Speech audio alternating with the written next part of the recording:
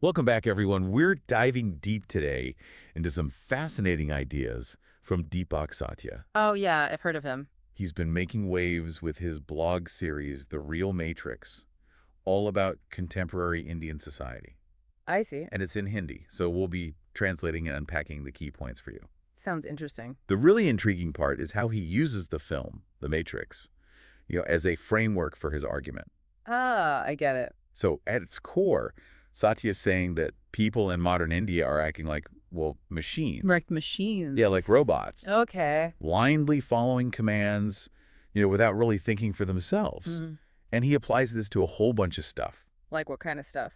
Everything, from how people react in riots to even how they choose to get married. Really? Yeah, he even gives this, funny example of, men who keep smoking even though they know it's bad for them. I can see that. He says that disconnect between knowledge and action really shows this machine-like behavior. Okay, yeah, that's an interesting way to put it. It really makes you think, right? Why would someone do something they know is harmful? Exactly. It's almost like they're not really in control, like a pre-programmed robot or something. And that's precisely Satya's point. He's pointing to this possible lack of critical thinking. Oh, is that... This kind of unquestioning obedience to habits or outside pressures. That makes sense. And this all leads into what Satya calls his formula for creating machines. He tells this really vivid story about an elephant calf, being trained. Okay. It's like a powerful metaphor for how societal norms and traditions, especially in India, can really restrict how people think and even kind of shape them into these, metaphorical machines. Like they're being molded, right? Yeah, exactly. Shaped into something they're not. So imagine this young elephant. Right. Full of potential, right? Yeah. Like strength and freedom. Sure. And how it's slowly conditioned to just accept these limitations. It's really sad when you think about it. It is. It's like this classic example of learned helplessness. The calf eventually believes it's powerless. And even when the chains are loosened, it doesn't even try to break free. Exactly. Wow. It's almost like we inherit these invisible chains without even realizing it. So true. And Satya points to these common phrases, like our culture or our traditions. Yeah, I've heard those a lot. And how they're often used to just shut down any kind of questioning or new ideas. Right, like don't even think about challenging the way things are. Exactly. It's about maintaining that status quo. Keeping everything the same. Yeah. And it's interesting because Satya doesn't shy away from naming who he thinks is, keeping those chains in place. Who does he say it is? He calls them the elders, like the elephant trainers in his story. Oh, interesting. So it's like a cycle, right? Yeah. These elders create the machines who then go on to keep the same system running. It's like a self-perpetuating system.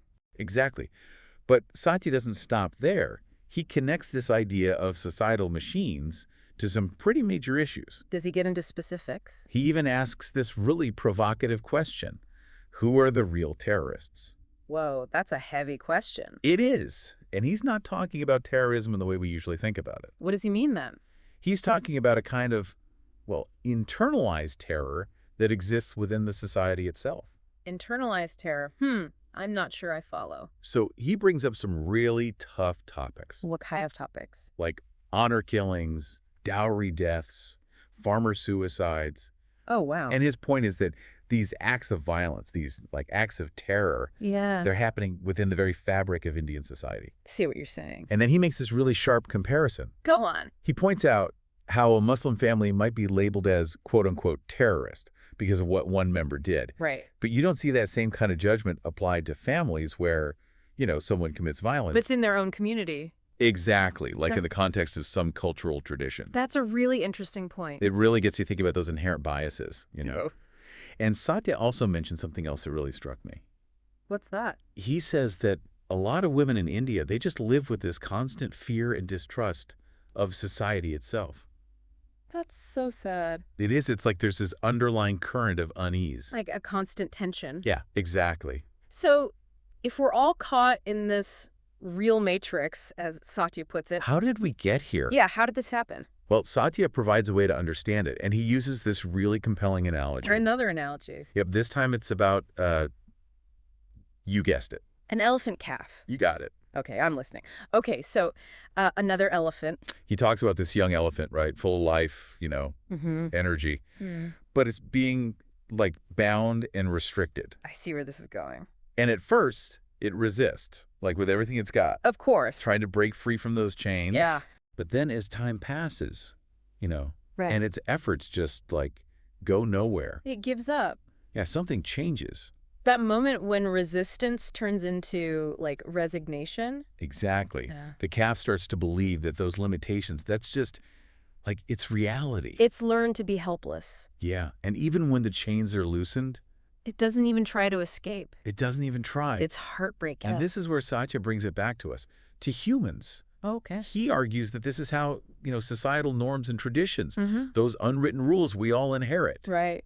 They can shape us into these, like, metaphorical machines. Wow. We're conditioned, right, from when we're kids. Yeah. To accept certain limits, to not even question the way things are. Just accept it as it is. Yeah, just accept it as, quote-unquote, supposed to be. It's like we're not even allowed to question it. And the language we use, it just reinforces it all. Oh, yeah. Like how? Satya points to those familiar phrases.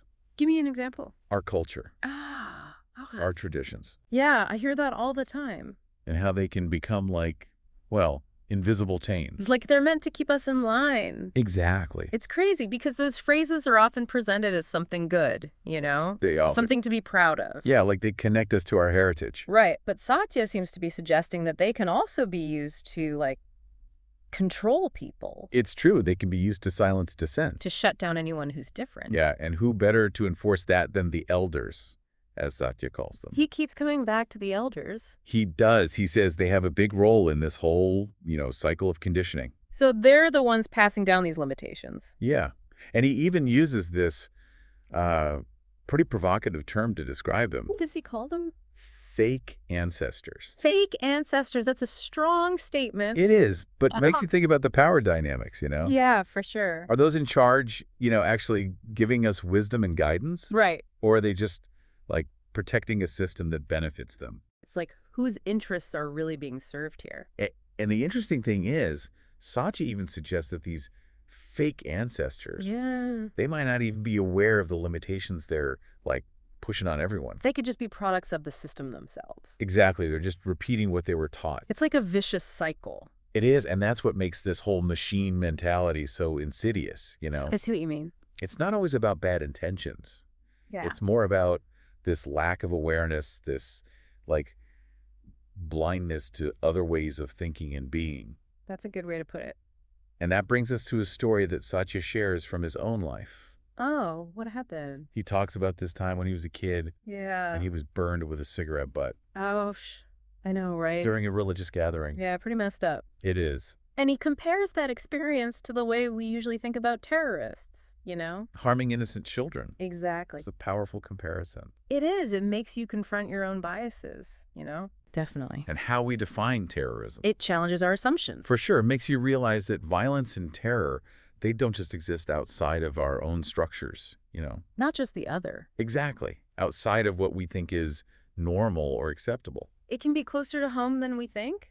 And Satya takes it even further. How so? He says that this, like, internal terrorism, it can show up in all sorts of ways within Indian society. Can you give some examples? He talks about things like honor killings, dowry deaths, those farmer suicides we talked about. It's a bleak picture. It is. It's like a reminder that violence can come from individuals, sure. Yeah. But also from systems and institutions. The structures that are supposed to protect us. Exactly. But they fail to protect the vulnerable. And that ties back to what you were saying earlier. About women living in fear. Yeah, if people, especially women, don't feel safe in their own society. Is that a kind of terror too? It is. It's like a breakdown of trust and security at a fundamental level. So we've talked a lot about Satya's concept of the real matrix. Yeah. This idea that we could be, like, trapped in a system that limits our freedom and our ability to think for ourselves. Right, without even knowing it. But is there a way out? Yeah, can we break free from these invisible chains? That's the big question. And while Satya's analysis can seem pretty pessimistic. Yeah, it is a bit dark. He does offer a sliver of hope. What does he suggest? He says the first step is a simple realization. What is it? Okay, I'm ready. What's the realization? Satya says we need to remember, like really remember, that we were born human, not machines. It's almost too simple, I know, right? But it's powerful when you think about it. It really is. Like he's reminding us that we have this inherent capacity for free will, for thinking for ourselves. It's like we've been conditioned to act like machines, to follow these like pre-programmed patterns. Just going through the motions. But that's not really who we are. It's not our true nature. So he's saying we need to reclaim that sense of agency. That spark of individuality. Yeah, the one that maybe got dimmed along the way but never really went out. So how do we actually do that? How do we go from recognizing the problem to actually breaking free? Right. How do we actually break those chains? Well, Satya doesn't give us a step-by-step guide or anything. Okay. But he does talk about the importance of critical thinking. So we need to start questioning things. Exactly. Question everything. Really examine all those beliefs and traditions we've inherited. Are they actually helping us? Or are they holding us back? Yeah, it's about moving from blind acceptance to conscious choice. Making decisions for ourselves, not just following the script. And that takes courage, It does. It means stepping outside of our comfort zones. Those familiar patterns. Yeah, and maybe forging our own paths. It might feel, I don't know, unsettling at first. It could even feel disruptive. But Satya seems to be saying that it's the only way to really reclaim our humanity. You become fully human again. So as we wrap up our deep dive into Deepakk Satya's The Real Matrix. It's been quite a journey. I'm curious, did any of his observations particularly resonate with you? Oh, absolutely. Especially his emphasis on the power of societal conditioning. Yeah, that was pretty eye-opening. And have you noticed any examples of this machine-like behavior, maybe in your own life or other cultures? I think it's everywhere, once you start looking for it, I agree. It's like Satya's focus is on India, but these insights are universal. Absolutely. The pressure to conform, to follow the norms, it's something we all deal with. It's part of the human experience. And if we accept Satya's idea that we're all vulnerable to this machine mentality. The implications are huge. They are, especially for things like individual freedom and critical thinking. It's like a wake-up call. It is, to become more aware of the things that might be influencing us. Even if we don't realize it. Exactly, to see those invisible chains, those beliefs that might be holding us back. And then once we see them, we can start to break free. Reclaim our ability to think for ourselves, to make our own choices. It's a powerful message. It is, a much-needed one, especially in a world that often pushes us toward conformity and blind acceptance. Oh, it's so true. Well, that's all the time we have for today. Okay. We hope you enjoyed this deep dive into Deepakk Satya's thought-provoking work. It's been fascinating. You'd like to explore his ideas further. You can find links to his blog series in the show notes. And we'd love to hear your thoughts. What resonated with you? Have you noticed any machine-like behavior in your own life? Let us know in the comments. Until next time, keep exploring, keep questioning, and keep diving deep. See you then.